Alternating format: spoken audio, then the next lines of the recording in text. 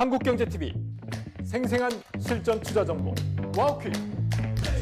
월 5,000원 커피값으로 투자 정보가 내 손 안에 배달됩니다. 와우킥 N에서 만나요. 지난 주말 미국 금융시장에서는 앞으로 우리 투자와 관련해 세 가지 큰 변화가 일어났습니다. 오늘 시간에는 이 변화와 함께 이것이 우리 입장에는 또 우리 경제에는 어떤 영향을 미칠지 짚어보겠습니다. 도움 말씀에 한상춘 한국경제신문 논설위원 자리에 있습니다. 안녕하십니까? 네, 안녕하십니까? 자, 위원님, 지난 주말 뉴욕 시장에 여러 움직임들이 많았는데 일단 그 움직임들부터 정리를 해볼까요? 네, 일단 연일 강추위가 계속되고 있는데요. 시청자 여러분, 항상 추위가 마지막 부분에 감기가 많이 걸린다 그러더라고요. 그래서 특별히 감기 조심하시기 바랍니다. 돈을 벌기 전에 건강이 이렇게 중요하다는 것을. 지난주에 미국 시장에서는 한국의 투자 관련해서 한 세 가지 정도, 또 정책적 관련해서 세 가지 정도 큰 뉴스들이 나왔어요. 하루긴 하지만 증시에서는 인텔 주가가 이제 무려 하루에 17% 폭락해서 이게 우리 반도체 반사액이 되느냐, 또 이제 이 국가 간섭주의라고 있는데요. 국가 자본주의 향방은 어떻게 될 것이냐 하는 측면에서 하루에 17%는 너무 과도하지 않느냐 하는 이런 시각에서 이런 부분을 좀 염두에 두실 필요가 있고요. 환시도 구인철 이렇게 부총리와 베센트 이렇게 장관 간의 워낙 저평가 문제에서 국내 외환시장에서 공동 개입 문제가 있었습니다는 일본은 더 심합니다. 그래서 트럼프의 개입으로 엔달러 환율이 2엔 내지는 3엔 정도 폭락했는데요. 하루에 이것이 국내 원달러 환율의 어떤 개입의 신호탄이 아니냐 하는 이런 시각에서 정책적으로 인플레이션이 많은 변화다 이렇게 부각됐습니다. 또 기금속 시장 마침내 은값이 트럼프 리스크로 인해서 $100가 넘었습니다. 이 하나하나 자체가 커다란 이슈인데요. 국내 시장을 한번 보겠습니다. 국내 시장은 코스피 5천 도달했죠. 물론 이제 지난 5천 도달하고 좀 주가가 떨어지긴 했습니다는. 자, 이제부터 어떻게 될 것이냐 하는 측면에서 많은 정책 당국자들이 이렇게 방송에서 이렇게 많이 보시는 관계로 해서 제언을 좀 해왔는데요.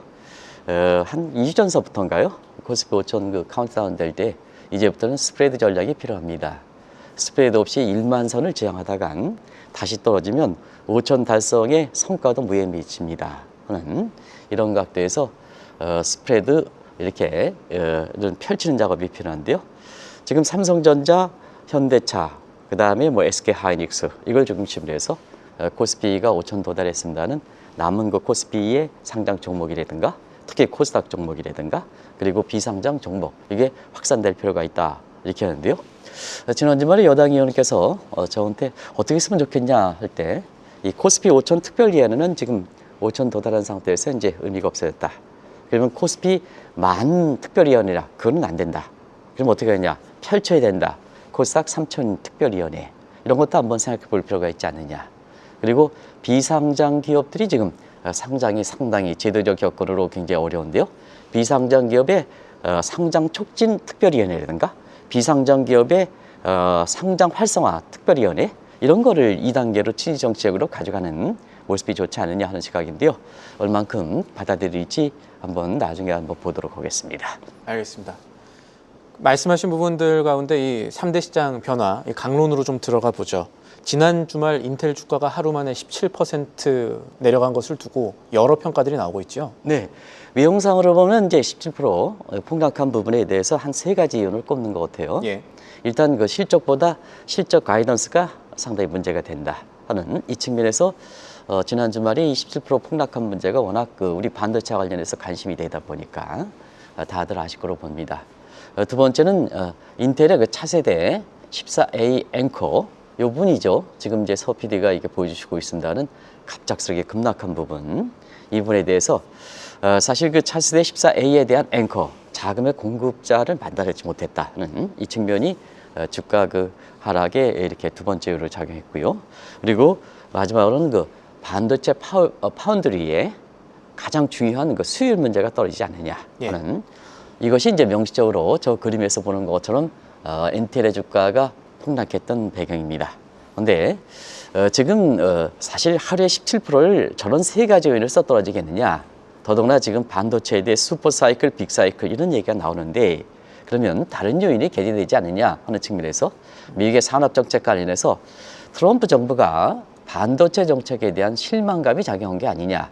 그럼 이 뜻은 무슨냐 하면 트럼프 정부가 인텔 중심으로 미국의 반도체 재건 구상을 했습니다. 이 대목에서 인텔의 지분을 10%까지 확보하고 지금까지는 한 5.5% 취득한 거로 나오고 있는데요.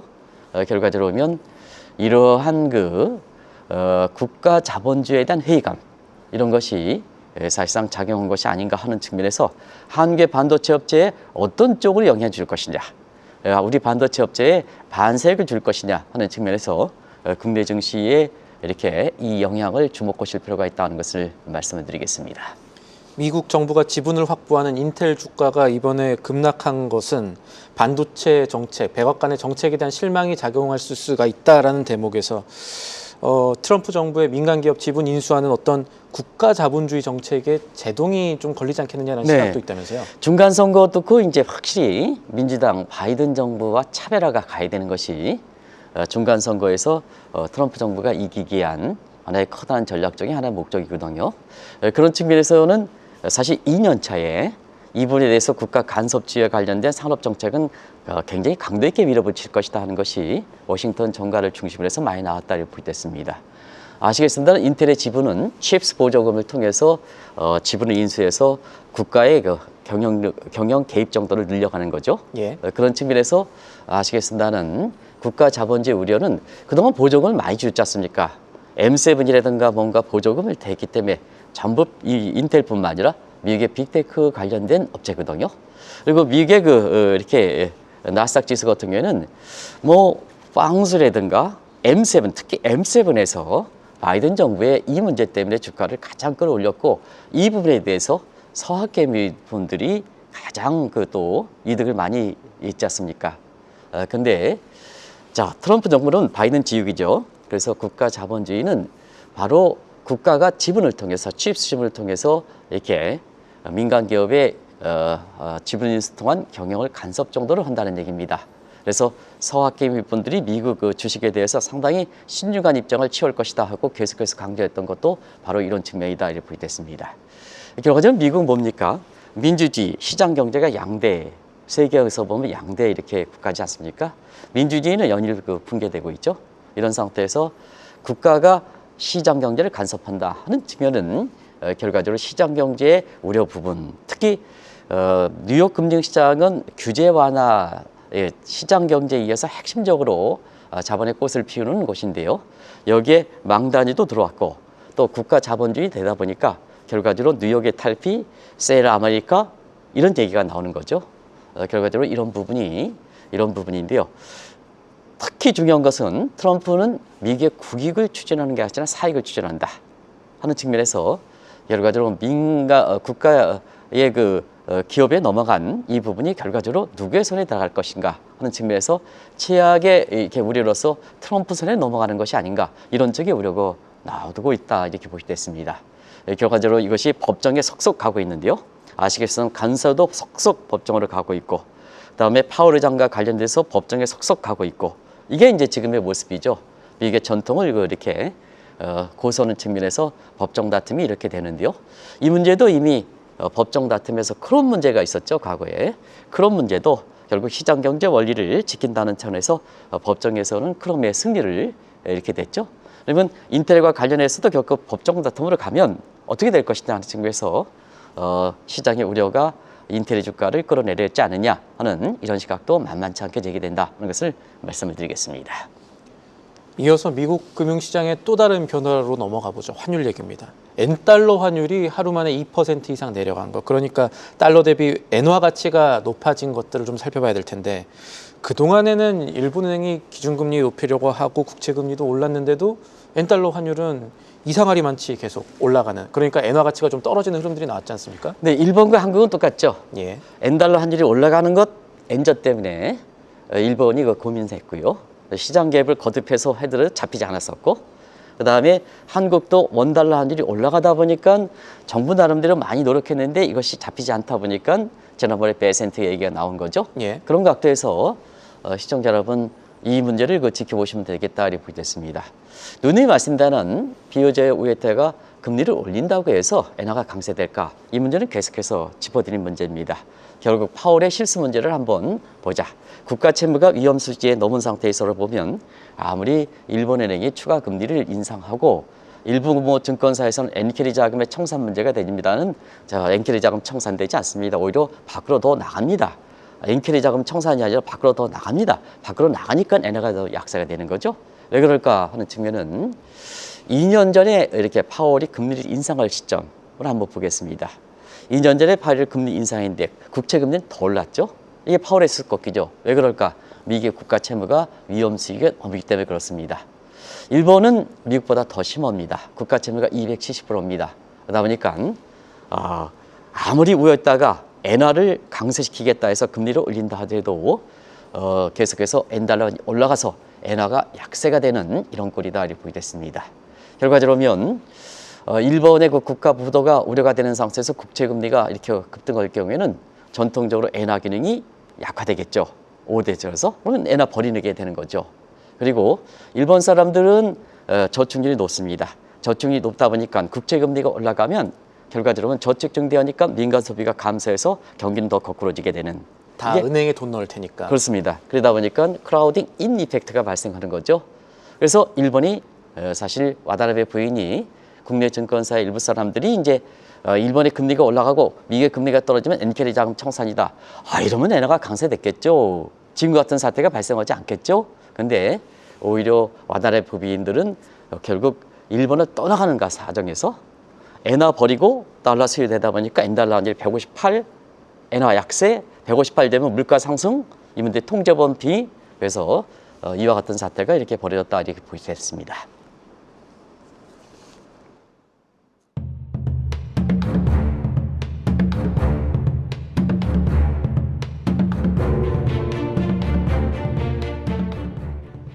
조금 전 말씀하신 부분 계속 이어나가죠. 지난주에는 N달러 환율이 달러당 158엔선마저 뚫릴 조짐까지도 보였었는데 말씀하신 대로. 그래서 일본의 외환 당국이 시장에 개입하느냐 마느냐 이걸로 굉장히 망설였다고요? 네. 일본의 이렇게 재무부가 N달러 환율을 개입할 때는 우리는 원달러 환율이 1,400원대 내지는 최근에 좀 올라서 1,500원대, 1,480원이면 시장 개입성이 됩니다는 일본은 158엔 정도를 보는 것 같습니다. 예. 그래서 158이 뚫리다 보니까 그래가지고 이번 같은 경우에는 이제 레이트 체크 문제가 나왔었는데요. 일본이 이제 스스로 헐지 못하니까 미국이 이제 간섭하는 거죠. 그래서 158엔을 뚫리면 결국 160엔 정도로 바로 갑니다. 그러다 보니까 160엔 뚫리면 일본이 자금 이탈과 그 다음에 주가 하락이라는 문제가 악순환 고리가 형성되고 그런 장면을 차단하는 문제가 중요하기 때문에 자, 일본이 계속해서 시장 개입을 해왔습니다. 150원대. 지금까지 이거 시장 개입을 강도 있게 했습니다는 결과적 효과가 없다 보니까 사실 지금 상태에서 미국의 힘을 빌린 것이 아니냐 하는 이런 쪽의 추측이 나온다고 보이됐습니다. 왜 그럴까? 지금 상태에서 미국이 간섭을 하지 않을 때는 앞으로 엔달러 환율이 어떻게 될 것이냐 하는 것을 보도록 하겠습니다. 중요한 해산했습니다. 다케이치 총리가. 그러면 엔달러 환율은 앞으로 더 상승 요인이 많습니다. 이 점을 지적하지 않는 국내 언론들이 많은데요. 왜냐? 다케이치는 이번에 중요한 행사를 통해서 자기 자신의 어떤 권력 야망을 집중시키려는 의외로 여성 총리인데도 불구하고 굉장히 권력력이 많은 거로 나오고 있어요. 근데 이번에 아베파랑 다시 재거입했습니다. 아베파랑 예. 아마 나오겠습니다. 아베파는 아베노믹스입니다. 엔저를 지향해서 아베노믹스로 하는 거죠. 그러면 시장의 기대가 엔달러 환율이 더 올라간다, 엔저가 된다 하는 측면이 중요한 해산 이후에 형성됐던 겁니다. 두 번째는 다케이치는 대규모 예산을 편성하고 있죠. 그러다 보니까 자, 일본이 국가 GDP 270%가 국가 채무 상태에서 오면 대규모 예산 팽창이다 보니까 엔화의 안전통화로서 기능이 더 떨어지는 거죠. 그러면 이제 엔저가 더 되는 거죠. 그리고 위에다 숨어죠. 위에다가 계속해서 엔저를 엔화로 강세시키겠다는 것이 결과적으로 보면 똑같은 상황 전개되지 않습니까? 결국 지금까지 일본의 위에다가 계속해서 금리를 올려왔지만 엔달러 환율은 떨어지지 않거든요. 잠시 떨어졌다가 다시 158에 가지 않습니까? 예. 그렇기 때문에 앞으로 위에다가 이번 주에도 이렇게 이 문제와 관련해서 기자회견을 할 예정입니다는 이제는 뭐냐? 이제는 위에다가 금리를 인상하든 이 엔저 문제에 대해서 경계 발언하더라든 잠시 효과만 있을 뿐이지 다시 제자리로 간다 이렇게 볼 때 있습니다. 왜냐? 가장 일본에서 중요한 것은 자, 아무리 금리를 올리더라도 엔캐리 자금에 청산돼서 들어오려면 엔캐리 자금은 가장 중요한 게 투자 수익을 목적으로 하는 거거든요. 네. 일본에서 투자 수익이 안 난다면 아무리 미국이 금리를 떨어뜨리고 일본이 금리를 올린다 하더라도 와다나베 부인들은 자금이 밖으로 나간다. 이걸 이제 보였던 대목이죠. 그런 측면에서 앞으로 지금 상태에서 미 재무부라든가 이런 외부의 협조가 없을 때는 다케이치 입장에서는 엔달러 환율이 더 올라갈 가능성이 있다 보니까 결국 미 재무부와 함께 이렇게 시장에 공조 개입을 나서는 것이 아니냐. 이런 사전 전 단계에서 레이트 체크라는 시청자분도 처음으로 보시는 이 용어가 나오고 있다고 보게 됐습니다. 방금 전 말씀하신 내용이 중요할 수가 있는데 이 레이트 체크라는 것이 무엇인지 그리고 이 레이트 체크를 한다는 게 어떤 의미인지 좀 짚어볼까요? 네, 레이트 체크 문제는 중간 이제 인서트 자막이 없이 그대로 가겠습니다. 서PD 했습니다. 자, 레이트 체크는 어떠냐 하면 이 문제가 연준의 체크 스윙 문제에서 나온 겁니다. 시청자 여러분. 이걸 또 국내 언론에서 제시하지 못하는 시각이 많습니다. 그러면 체크 스윙은 어떠냐 하면 아리까리 할 때 자, 이번 회의에서 예를 들어서 이번 1월 달 회의가 있습니다. 이번 회의에서 금리를 내릴까 안 내릴까 아리까리 하면 금리 변경이라는 게 시장 경제에 미치는 영향, 국민 경제에 미치는 영향이 굉장히 크기 때문에 예. 아리까리 할 때는 한 번 더 점검한다는 측면이 체크 스윙 기능이다 이렇게 보여졌습니다. 그래서 페드 입장에서는 체크 스윙이고 미 재무부에서는 레이트 체크다 이렇게 보여졌습니다. 미 재무부는 환율과 관련된 총괄 부서지 않습니까? 그래서 레이트 체크다. 왜냐하면 시장에 직접적으로 개입하면 시장의 효과라든가 아니면은 국민 경제에 환율이랑 미치는 효과가 크기 때문에 연준과 마찬가지로 기준금리에 앞서서 아리까리하면 이렇게 간다 이렇게 보여졌습니다. 그런 측면에서 자, 이 주간 기소는 미 재무부입니다. 그리고 이전에 말씀드렸다시피 페드 뉴욕 연준이 사실 권력 사용 2일과 3일이다 하는데 이거는 잘못된 표현입니다. 뉴욕 연준은 미국의 예산을 집행하는 기관의 성격을 갖고 있습니다. 이전에도 한번 말씀드렸습니다는. 예. 그러면 미 재무부의 환율 개입에 이것을 집행하는 기관이 뉴욕 연준이지 않습니까? 그래서 뉴욕 연준이 개입 전에 시장을 대상으로 해서 적용 환율을 조사하는 이게 레이트 체크다 이렇게 보여졌습니다. 그러면 시청자 여러분, 자, 시중을 대상으로 해서 적용되는 환율을 조사해? 그러면 시장의 플레이어들은 어떻습니까? 개입 전에 화들짝 놀래서 결과적으로 보면 그래 엔달러 환율이 푹 떨어지는 거죠. 그러면 재무부 입장에서는 의도됐던 환율을 떨어뜨리기 위해서 어떠냐 레이트 체크를 통해서 환율이 먼저 떨어지니까 개입 비용을 축소시키는 이런 측면이 있겠죠. 그게 바로 레이트 체크다 이렇게 보여졌습니다. 문제는 그렇습니다. 현 시점에서 미국의 재무부의 엔달러 환율의 레이트 체크가 지금 필요한 시점이냐 이겁니다. 다양하게 해석한다. 자, 각각의 얘기하는 시각이 다릅니다. 많은 사람들은 레이트 체크가 일본의 엔달러 환율을 떨어뜨리기 위한 엔화 강세로 도와주기 위한 거다. 미국 입장에서는 자기의 이익이 있어야죠. 왜 일본의 입장만 생각합니까? 전혀 그렇게 해석하는 측면이 아닙니다. 미국이 그렇습니까? 동맹국의 이익관계를 이렇게 중요한다면 사실 지금까지 이렇게 나섰지 않았죠. 그래서 어떤 외신이 하나 딱 하면 그냥 국내 언론이 그대로 기자들이 받아 적었습니다. 그런데 미국은 멀러주의지 않습니까? 멀러주의, 돈더주의지. 미국의 예. 이익적인 관점에서 한번 봐야죠. 베센트가 미국의 국채금리 상승이 선진국의 국채 파동을 대서 미국의 국채금리가 올라가면 미국의 사실 디폴트 문제에 되기 때문에 이걸 차단하겠다 하는 것이 베센트가 미국의 국익적 관점에서 처음으로 그걸 판단한 거죠. 두 번째는 뭐냐? 자, 엔달러 환율이 하락해야 대미 투자, 알래스카 가스라든가 이런 측면에 대미 투자가 원활히 되는 거죠. 아마 이 문제가 트럼프 입장에서 가장 중요하지 않느냐. 우리나라도 베센트가 왜 원화의 저평가 문제를 하면서 원달러 환율을 떨어뜨리냐 하면 미국의 대미 투자를 원활하게 하겠다. 그때는 그렇게 제시하지 않습니까? 오히려 일본 입장에서는 한국보다 먼저 알래스카라든가 이런 측면에 먼저 투자하게 되거든요.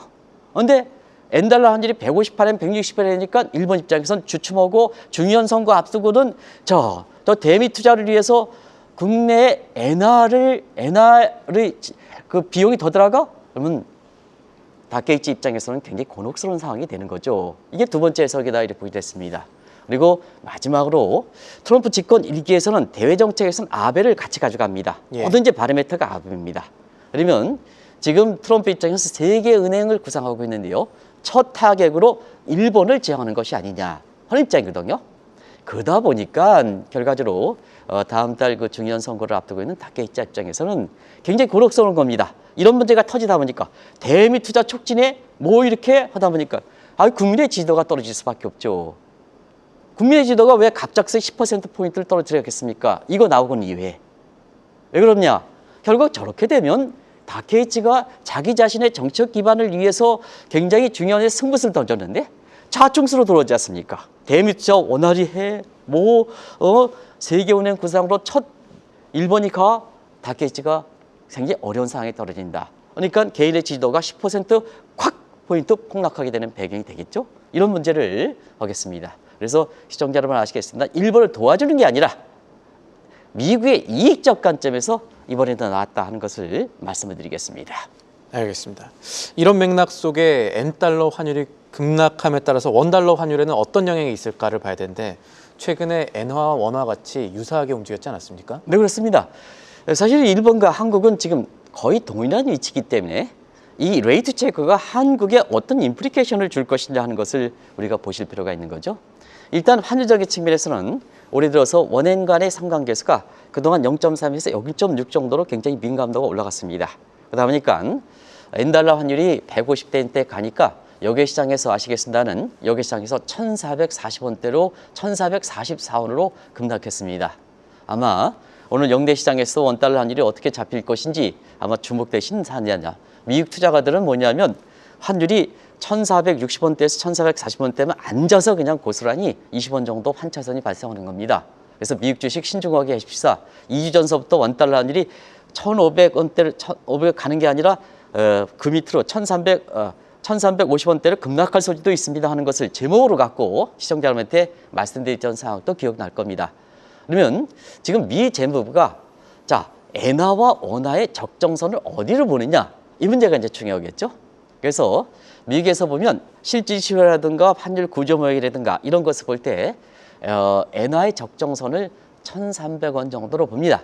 그러면 우리도 일전에 말씀드렸다시피 미 재무부가 한국의 원화에 대해서 적정선을 1,350원 정도로 본다 하는 측면인데 베센트가 이전에 원화의 저평가 문제 발언한 것과 마찬가지로 원화의 저평가 문제를 발언하는 것도 바로 미국의 국익적 관점에서 대미 투자라든가 이런 쪽에 원화를 기여하기 위한 측면이지 않느냐. 그러면 대미 투자 입장에서는 환율이 더 떨어질수록 좋죠. 예. 이 점을 염두에 두실 필요가 있다는 것을 말씀드리겠습니다.